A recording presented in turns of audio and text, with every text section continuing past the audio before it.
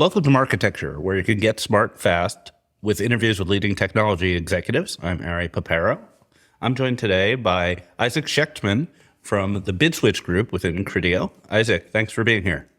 It's a pleasure. Thank you for having me. So we had Todd, your CPO, on. We did a pretty in-depth discussion of Criteo's commerce plays, retail media commerce plays.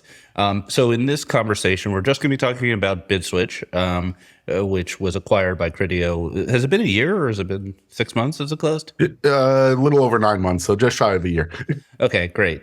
So I think people are familiar with BidSwitch. And so let's just do kind of a big picture about what BidSwitch is and what it's doing. And then we're going to spend some time on a brand new product, probably most of you have not heard about, that is currently in beta called LiteSwitch.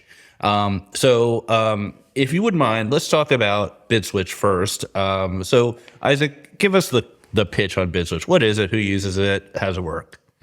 Absolutely. So BidSwitch is about a 12-year-old technology now. It's been out in the wider programmatic trading space. And really what it was originally designed for was to standardize protocols between trading partners and offer a one-to-many point of integration where partners can integrate once into the BidSwitch system and then connect to any DSP or SSP trading partners that they needed. And ultimately, those are our clients and partners. It's the DSP and SSPs in the wider programmatic trading landscape. And one of the main things that we look to do beyond the normalization of trading was to optimize the hardware usage from both the supply side and the buy side through machine learning. So a little over 12 years ago, we created a machine learning called SmartSwitch. It powers the back end of BidSwitch, and that goes ahead and does all that traffic shaping and standard optimization that allows for us to listen to over 16 million QPS, but allow it to funnel to the things of most interest in a neutral manner to our buyers who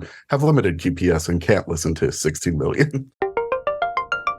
So what we're really here to talk about is your new product. So it's called LiteSwitch. I Googled it and found a bunch of light switches and automated ways of turning on the lights in your RV. And then I Googled LiteSwitch, and that was not good. There's all kinds of interesting things there. So it's not out there. This is the first I'm hearing about it, but I kind of know what it is. So what's LiteSwitch? Yeah, absolutely. And yeah, appreciate it. And you guys giving us the forum. This is the first official announcement of LiteSwitch, though it's been in beta for a few months now with a few different partners. And basically what LiteSwitch is we've taken our expertise in machine learning and basically that SmartSwitch backbone of BidSwitch, and we've decoupled that ML. We've actually made it lighter, hence the name. And we've decoupled it and we've given it now for direct connection trading to bring that same type of traffic shaping and optimization, particularly in the wider landscape of sustainability that now exists, to the market and empowered them. Like, very candidly, if there's one complaint that exists on SmartSwitch, it's as most MLs are, it's a black box. So there's not a lot of insight. So with this, since we're actually giving the control over to our partners, they get a fair bit more insight and control over the execution of it. It eventually will be for both the buy and sell side, but we ultimately started with the supply side. So right now it is a tool for the supply side, though we will be going into alpha testing on the buy side either the end of this quarter or beginning of next quarter.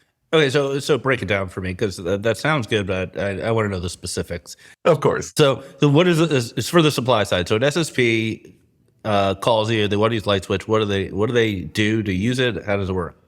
Yeah, absolutely. So today it's a recommendation engine, and that's not going to change at any point. The way it works today, we like to refer to it as a virtual sidecar.